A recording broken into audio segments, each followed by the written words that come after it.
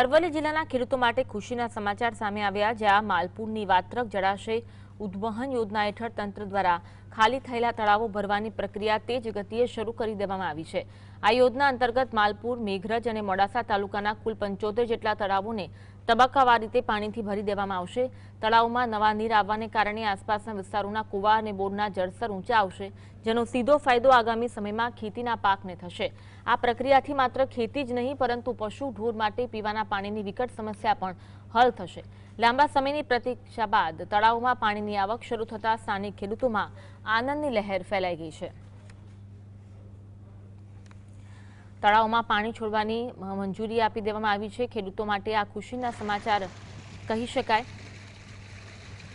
માલપુર, મેઘરજ અને મોડાસા તાલુકાના કુલ 75 જેટલા તળાવોને તબક્કાવાર રીતે પાણીથી ભરી દેવામાં આવશે। તળાવોમાં નવા નીર આવવાને કારણે આસપાસના વિસ્તારોના કુવા અને બોરના જળસ્તર ઊંચા આવશે, જેનો સીધો ફાયદો આગામી સમયમાં ખેતીના પાકને થવાનો છે। આ પ્રક્રિયાથી માત્ર ખેતી જ નહીં, પરંતુ પશુ ઢોર માટે પણ પીવાના પાણીની વિકટ જે સમસ્યા હતી તે આગામી દિવસોમાં હલ થવાની શક્યતા છે।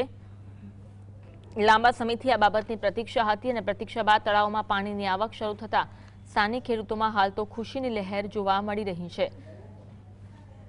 ખેડૂતો માટે આ ખુશીના સમાચાર છે, જ્યાં માલપુરની વાત્રક જળાશય ઉદ્વહન યોજના હેઠળ તંત્ર દ્વારા ખાલી થયેલા તળાવો ભરવાની પ્રક્રિયાને તેજ ગતિએ શરૂ કરી દેવામાં આવી છે। આ યોજના અંતર્ગત માલપુર, મેઘરજ અને મોડાસા તાલુકાના કુલ 75 જેટલા તળાવોને તબક્કાવાર રીતે પાણીથી ભરી દેવામાં આવશે। તળાવોમાં નવા નીર આવવાને કારણે આસપાસના વિસ્તારોમાં કુવા અને બોરના જળસ્તર ઊંચા આવશે।